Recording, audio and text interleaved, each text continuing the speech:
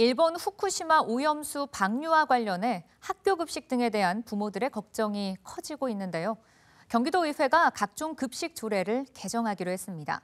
유치원과 초중고등학교는 물론 대안학교와 어린이집에 공급하는 급식 재료에 대해서도 방사능 검사가 강화될 것으로 보입니다. 보도에 박일국 기자입니다.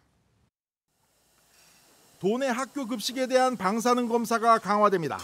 교육청이 관리하는 유치원과 초중고등학교는 물론이고 그동안 검사 대상에서 제외됐던 대안학교와 학교 밖 청년들의 쉼터 등이 검사 대상에 포함될 것으로 보입니다. 도의회는 학교 급식 방사능 오염 식재료 사용 제한에 관한 조례 개정안을 입법 예고하고 긴급 절차로 처리할 예정입니다. 조례안은 세슘과 요오드 등 세 종류의 방사능 물질은 물론 토양 오염 등으로 발생하는 다양한 유해 물질까지 검사 대상에 포함했습니다.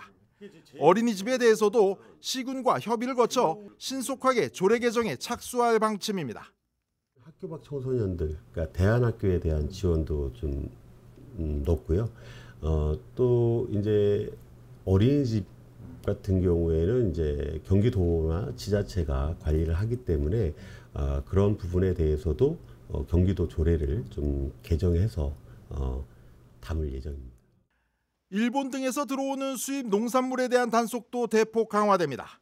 어시장이나 식당 등의 원산지 표기 여부를 확인하고 동시에 유통 전산망을 통해 허위 표시 여부까지 확인할 계획입니다. 경기도는 이미 수산물 품질관리원으로부터 관련 정보 접근 권한 등을 이양받았다며 시군 단속 활동에 적용하겠다고 밝혔습니다.